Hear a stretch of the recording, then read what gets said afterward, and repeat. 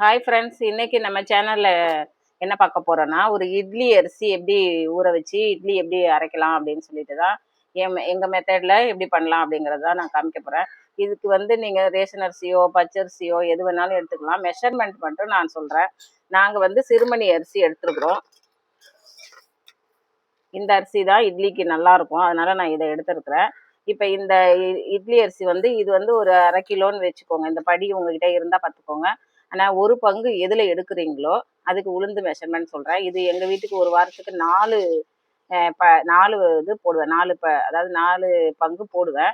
இப்போ அந்த 4 பங்கு எப்படி போட்டு இப்படி அரைச்சி புளிக்குது அப்படிங்கிறத நான் காமிக்கிறேன். அரைக்கிறதையும் காமிக்கிறேன். அதுக்கப்புறம் ஆப்ப மாவு எப்படி ஊற வைக்கணும், அதை எப்படி அரைக்கணுங்கிறதையும் நான் இப்போ காமிக்கிறேன்.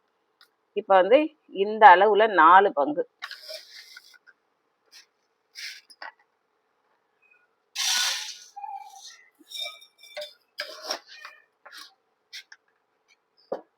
ரெண்டு 3 4 எப்பயுமே அரிசி போட்டோன்னா கொஞ்சம் எடுத்து படியில் நம்ம போடணும். இதுக்கு 4 போட்டிருக்கேன்னா இது வந்து 200 கிராம் மெஷர்மெண்ட் கப்பு. இதில் 2 வந்து நான் உளுந்து போடுவேன்.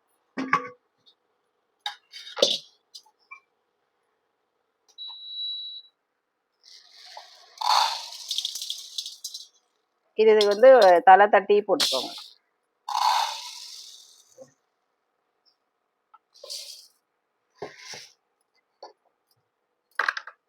நல்லா கவனிங்க. இந்த படியில் வந்து 4 போட்டிருக்கேன்.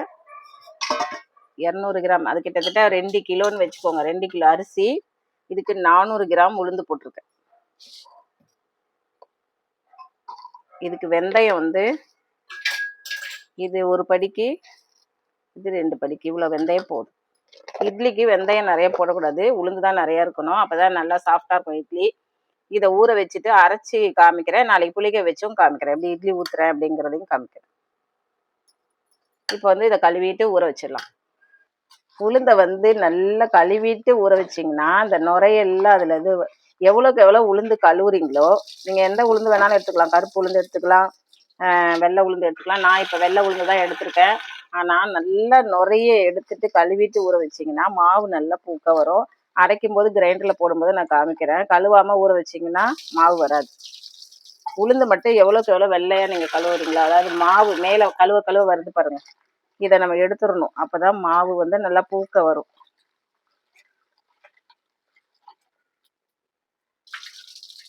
ஏன்னா ஊற வச்ச அப்புறம் ஒரு 2 வாட்டி கழுவேன் நான். அதனால் இப்போ நம்ம ஒரு 3 வாட்டி கழுவிட்டு ஃபுல்லாக தண்ணி ஊற்றி ஊற வச்சிடலாம். அரைக்க போகும்போது நான் கழுவுறதை காமிக்கிறேன்.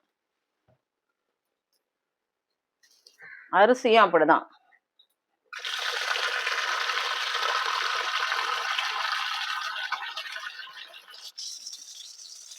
இப்படி தண்ணி ஊற்றி ஊற வச்சிங்கன்னா அப்படியே ஊறாது சரியா. நம்ம என்ன பண்ணணும், நல்லா களைஞ்சி கொடுக்கணும்.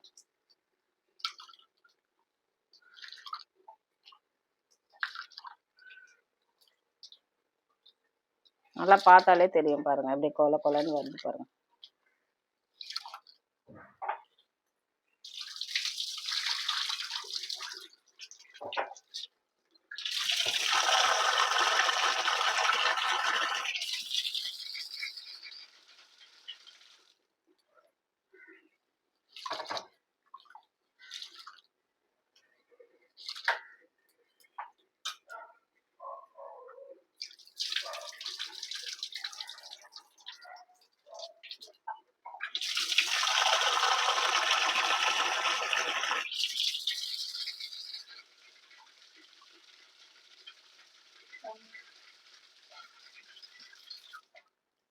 அதான் 3 வாட்டி கழுவிட்டு இதை ஊற வச்சிருங்க. அதுக்கப்புறம் நம்ம வந்து அரைக்கும் போது கழுவுவோம் ஒரு 2 வாட்டி.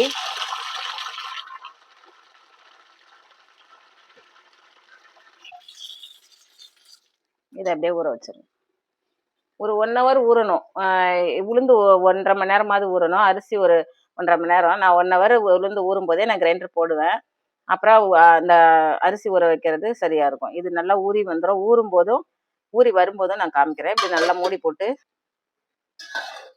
நல்லா ஊறட்டும். அதுக்கப்புறம் ஆப்ப மாவு எப்படி இது போடுறது, அளவு எடுக்கிறதுன்னு காமிக்கிறேன். ஆப்ப மாவுக்கு இந்த மெஷர்மெண்ட்ல நீங்க வந்து இட்லி அரிசி, அதாவது ஒரு பங்கு இந்த சிறுமணி அரிசி எடுத்துக்கிறீங்க அப்படின்னா, ரேஷன் அரிசி கூட நீங்க எடுத்துக்கலாம். புழுங்கல் அரிசி எடுத்துக்கிறீங்க அப்படின்னாக்கா, அது நல்லா உப்பு போட்டு உரசுனீங்கன்னா வெள்ளையா வந்துரும். இப்ப வெள்ளையாவே வந்துருது ரேஷன் இதுல. ஆனா நம்ம என்ன நினைக்கிறோம்னா, ஒரு 2 இட்லி சாப்பிட போறோம். அதனால நம்ம அந்த ரேஷன் அரிசி வேண்டாம் அப்படிங்கிறதுனால, வாரத்துல ஒரு 2, 3 இட்லி தானே சாப்பிட போறோம் அப்படிங்கிறதுனால, நாங்க இந்த அரிசியவே எடுத்துக்கிறோம். இதுல வந்து இந்த அரிசி ஒரு பங்கு எடுத்துக்கிறோம்னா, இது ஆப்ப மாவுக்கான அளவு.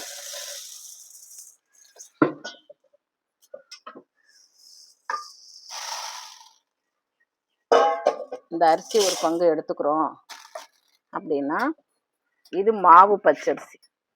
இது ஆப்பத்துக்கு ரொம்ப நல்லா இருக்கும். ஆப்பம், குழி பணியாரம் எதுனாலும் இந்த மாவு வச்சு நீங்க பண்ணிக்கலாம். இது ஒரு பங்கு போட்டுக்கிறீங்க. எப்பயுமே அரிசி எடுத்தோடனே கொஞ்சம் எடுத்து இதுல போட்டுறணும். இதுக்கு வந்து நம்ம ஒரு பங்கு பச்சரிசி எடுத்திருக்கோமா, ஒரு பங்கு புழுங்கல் அரிசி. நீங்க எந்த அளவு எடுக்கிறீங்களோ அதுல ஒரு பங்கு கூட்டிக்கவோ குறைச்சிக்கவோ, நீங்க அளவு தான் உங்களுக்கு முக்கியம். அந்த எந்த கப் எடுக்கிறீங்களோ அதுல 2 கப். இப்ப இதுக்கு வந்து நான் வந்து என்ன பண்றேன், இது கிட்டத்தட்ட 1 கிலோ அரிசி வந்துடும் 2 சேர்த்து. ஏன்னா அந்த படி வந்து அரைப்படி. அதுல வந்து 1/2 கிலோ, இது ஒரு 1/2 கிலோ அப்படிங்கும்போது 1 கிலோ வந்துடும். 1 கிலோ அரிசிக்கு நம்ம 100 உளுந்து, இது 200 கிராம் கப்பு. இதுல பாதி வந்து உளுந்து வந்து இதுலயே போட்டுக்க போறோம்.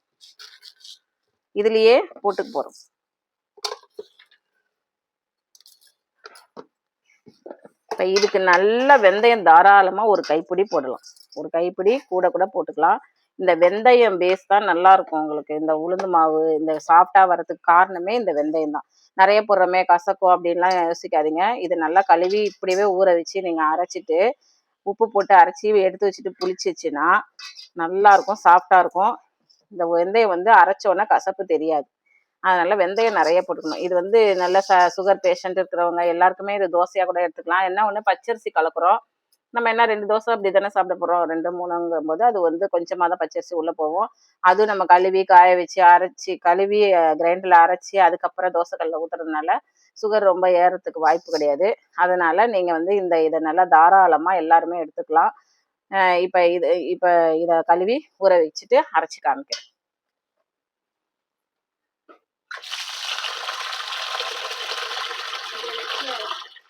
எல்லாத்தையுமே நீங்க கழுவிட்டு ஊற வச்சீங்கன்னா தான் அந்த இட்லி எந்த பலகாரம் பண்ணாலும் கழுவிட்டு நீங்க ஊற வச்சு பாருங்களேன், அது டேஸ்டே வேற மாதிரி இருக்கும்.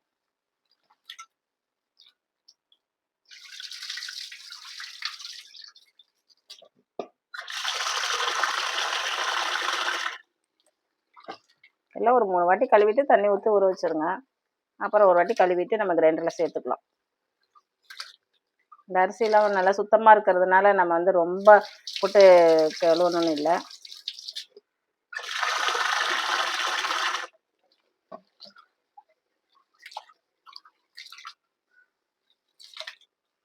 இந்த அரிசின்னு இல்லை, எல்லா அரிசியிலையுமே நீங்க வந்து ஆப்பம் பண்ணிக்கலாம். மாப்பிள்ளை சம்பா அரிசி, இப்படி சிறுதானிய அரிசியிலலாம் நான் வந்து உங்களுக்கு எல்லாம் பண்ணி காமிக்கிறேன், மெஷர்மெண்ட்டும் காமிக்கிறேன். இது இப்போ நம்ம வந்து நல்லா ஊற வச்சிடலாம். ஊற வச்சுட்டு அரைக்கும் போது நான் காமிக்கிறேன். இது ஊறினோடனே இப்போ கிரைண்டரில் அரைச்சிட்டு காமிக்கிறேன்.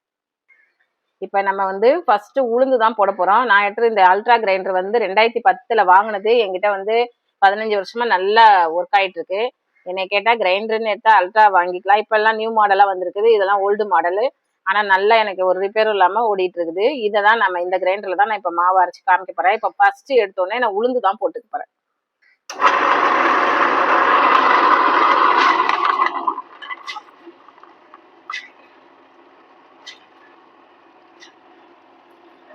பாதி உளுந்து போட்டு முதல்ல இதை அரைச்சி மாவு எடுத்துக்கிட்டு அதுக்கப்புறம் தான் இந்த உளுந்து போட போறோம். ஏன்னா இது 400 கிராம் உளுந்துங்கிறதுனால 200 கிராம் பாதி போட்டிருக்கேன். இதுல பாதி உளுந்து வந்து நான் அரைச்ச உடனே எடுத்துட்டு காமிக்கிறேன் எப்படி மாவு வருது.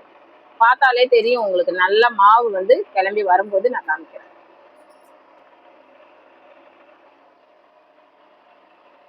மாவு பூத்தோடனே எடுத்துக்கலாம். இப்ப இந்த இது உளுந்துடணும்ல, ஆஃப் பண்ணிடு.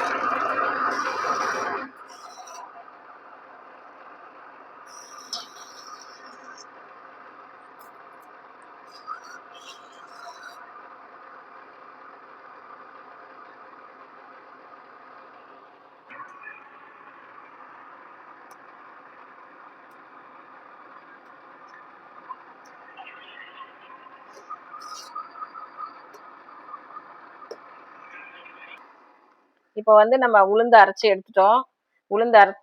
இப்போ அடுத்து அரிசி போட போறோம். 2 இது உளுந்து போட்டு எடுத்தாச்சு. நான் வீட்டுக்கு அரைக்கிறதுனால பெரிய டப்பா எடுத்திருக்கேன். இதுல 2 பங்கு உளுந்து அரைச்சி நம்ம போட்டுட்டோம். இப்போ அரிசி போட போறோம்.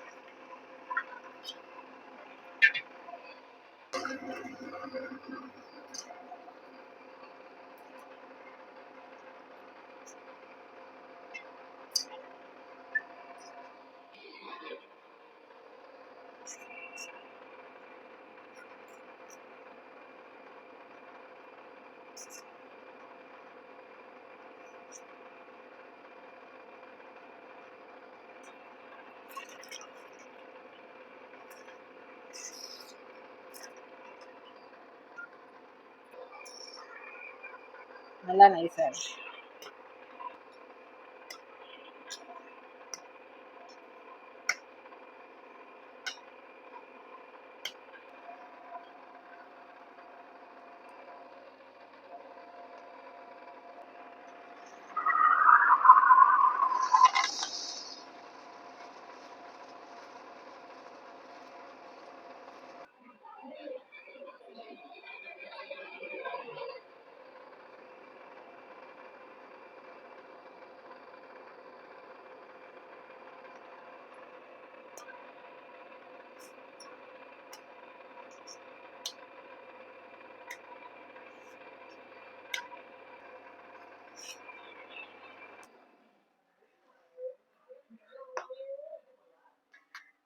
இப்போ நம்ம ஊற வச்ச அரிசிக்கு 2 கிலோக்கும் 2 வாட்டி உளுந்து 2 வாட்டி அரிசி போட்டு அரைச்சிட்டோம். இப்போ இதுக்கு கல் உப்பு சேர்த்து கரைச்சி வைக்க போறோம்.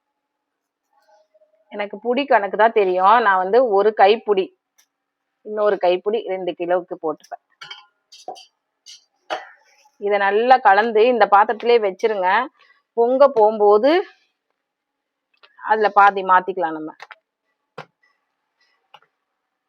இதுல வந்து உங்களுக்கு பொங்குறது காட்டுறதுக்காக நான் இதுலயே வைக்கிறேன். இல்லைன்னா பாதி மாவு பிரிச்சு ஃப்ரிட்ஜில் போட்டுருவேன். இப்ப தண்ணி எதுவும் சேர்க்க வேண்டாம். நீங்க இட்லிக்குன்ற போது தண்ணி சேர்க்க தேவையில்ல.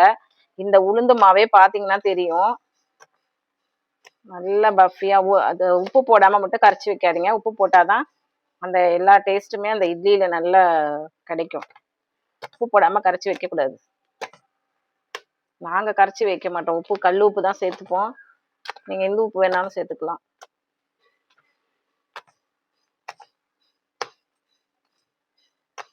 நல்லா அடியில வந்து அரிசி மாவு நின்று இருக்கும். அதை அப்படியே எடுத்து நல்லா உளுந்து மாவோட மிங்கிள் பண்ணி வச்சிருங்க.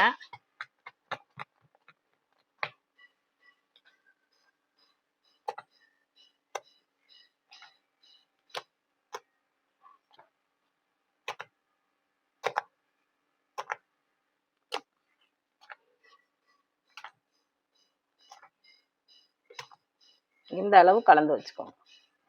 இது நல்ல ஒரு 6 மணி நேரம் வெளியில் வச்சிங்கன்னா நல்லா பொங்குற நேரத்தில் நீங்கள் பிரிச்சுக்கலாம். பிரித்து மாவு எடுத்துகிட்டு கொஞ்சமாக மாவு எடுத்துகிட்டு மிச்சத்தை ஃப்ரிட்ஜில் போட்டு நான் இப்போ உங்களுக்கு காமிக்கிறதுக்காக எல்லாத்தையுமே வெளியில் வைக்கிறேன்.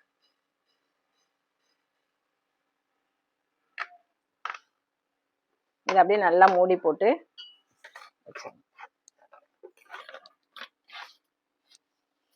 இது டப்பர்வேர் டப்பா தான். 2 கிலோ மாவுக்கு நல்லா கரெக்டாக இருக்கும். இது ஃப்ரிட்ஜ்லேயும் நல்லா வச்சுக்கலாம். நம்ம எங்கள் வீட்டு ஃப்ரிட்ஜு பெருசு தான், அதனால் வந்து இது ஏர் ரிலீஸ் பண்ணி விட்டுருங்க. இப்போ இந்த கிரைண்டர்லேயே ஆப்ப மாவு எப்படி அரைக்கிறதுன்னு காமிக்கிறேன்.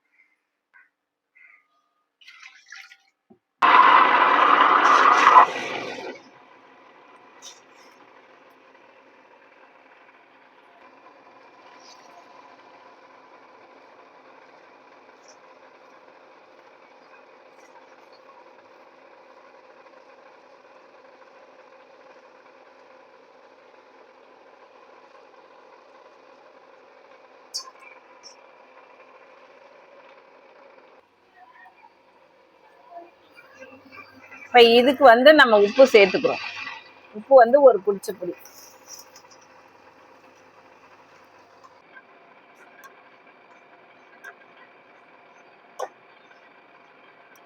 ஆப்ப மாவு அரைச்சி முடிச்சாச்சு. அது நம்ம உப்பு ஆல்ரெடி சேர்த்துட்டோம் கிரைண்டர்லேயே, அதனால இதை நம்ம சுத்தம் பண்ணி இந்த தண்ணியை மட்டும் அதில் ஊற்றினா போதும். இந்த தண்ணியை இதில் ஊற்றிடுங்க. ஏன்னா மாவு கெட்டியாக தான் இருக்கும். இது இட்லி மாவு பார்த்தீங்கன்னா 6 மணி நேரம் ஆயிடுச்சு, நல்லா பொங்கியிருக்கு. இதில் தேவையான மாவை நம்ம எடுத்துக்கலாம். எடுத்துட்டு காமிக்கிறேன். இதை மாவு பிரிச்சுட்டோம். இதை இந்த அளவு வெளியில் எடுத்து வச்சுட்டு இதை நம்ம வேணுங்கிறப்ப எடுத்துக்கலாம். இதை ஸ்டோர் பண்ணிடலாம் ஃப்ரிட்ஜில். இப்போ ஆப்ப மாவு பார்த்தீங்கன்னா நல்லா பொங்கி இருக்கு. இதை அதே ஸ்டோரேஜ் பண்ணிக்கலாம். ஆப்பம் ஊற்றும் போது நான் காமிக்கிறேன். ஆல்ரெடி ஆப்பம் ஊற்றி காமிச்சிட்டேன். இதே மாவில் தான் நான் பண்ணியிருக்கேன். இருந்தாலும் அரைச்சி காமிக்கிறதுக்காக இந்த வீடியோ போட்டேன். இப்போ ஆப்ப மாவும் நம்ம அரைச்சது எவ்வளோ இருந்தது, இப்போ பொங்கி வந்திருக்கு. இதோட நீங்கள் ஸ்டோரேஜ் பண்ணிக்கலாம். 1 வாரம் ஆனாலும் நீங்கள் கெட்டு போகாது, அப்படியே வச்சுக்கலாம். இப்போ நமக்கு அந்த மாவுலேருந்து நம்ம இட்லி மாவும் எடுத்து வச்சிருக்கிறோம். இதை ஊற்றும் போது இட்லி ஊற்றிட்டு காலையில் ஊற்றிட்டு காமிக்கிறேன். ஹாய் ஃப்ரெண்ட்ஸ், நம்ம மாவு வீடியோ போட்டிருந்தோம் இட்லி மாவு எப்படி அரைக்கிறதுன்னு. இப்போ அந்த மாவு எடுத்து புளிச்சதையும் காமிச்சிட்டேன். இப்போ இட்லி எப்படி வருது அப்படின்றதையும் பாருங்கள். நான் வந்து துணி போட்டு தான் ஊற்றுவேன். நீங்கள் எண்ணெய் தடவி ஊற்றினாலும் ஊற்றிக்கோங்க. இட்லி எடுத்தோன்னே பாருங்கள்.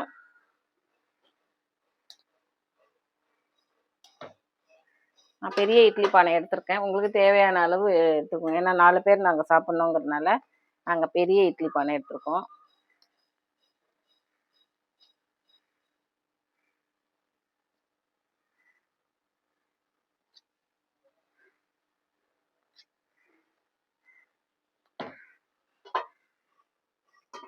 எனக்கு 2 தட்டு போதும். இது 3ஆவது தட்டு இருக்குது. இது வெந்தோடனே நான் காமிக்கிறேன். இட்லி பார்த்தாலே தெரியும் வெந்துருச்சு. இப்போ இதை எடுத்துக்கலாம்.